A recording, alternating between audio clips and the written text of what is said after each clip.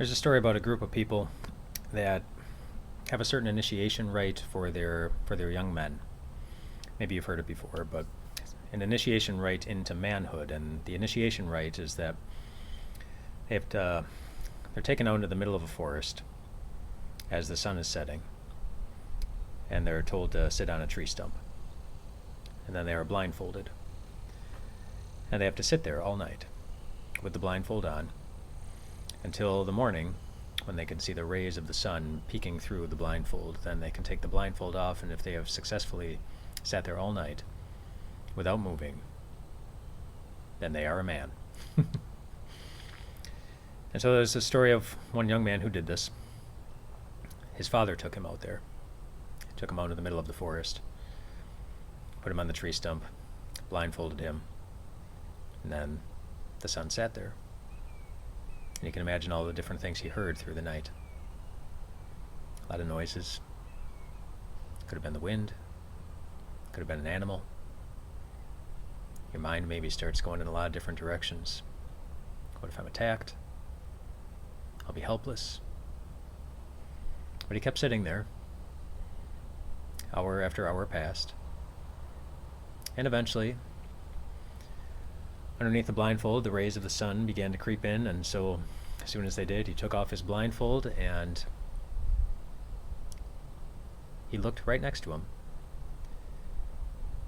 and saw that his father was sitting there.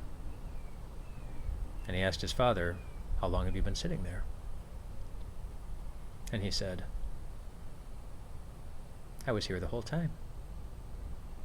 I was here to protect you from anything that might try to hurt you."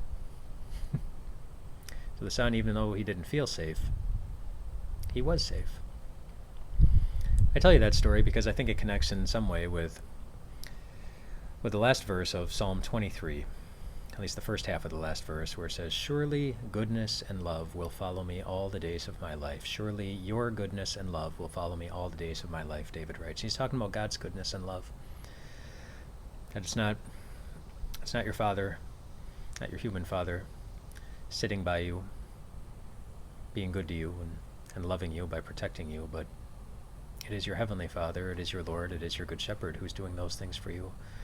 And that word that's translated "follow me" can also be translated "pursue me." So there's an action there, there's a determination, there's an active pursuit that's happening while you look in front of you. And you can't always see God looking at you. You can't always see God caring for you. You can't always see the wonderful path that he has in mind for you all the way into eternity that he's already won for you through Jesus. Your Lord is always pursuing you. He's always at your back. He's always close by, ready to be good, ready to show love. And there are two wonderful promises in that verse that we get to take to heart for the times in our lives when it's difficult to see God doing that. For the times when we have to live by faith and not by sight. One of those promises is contained in the word "surely." Surely your goodness and love will follow me all the days of my life. Just as surely as Jesus hung on that cross, just as surely as Jesus came out of the grave, just as surely as God has not failed to keep any one of the promises he has ever given, surely his goodness and love will follow you. The second promise is that it's not just one night out in the forest. It's all the days of your life, including today. Rest well tonight, my friends.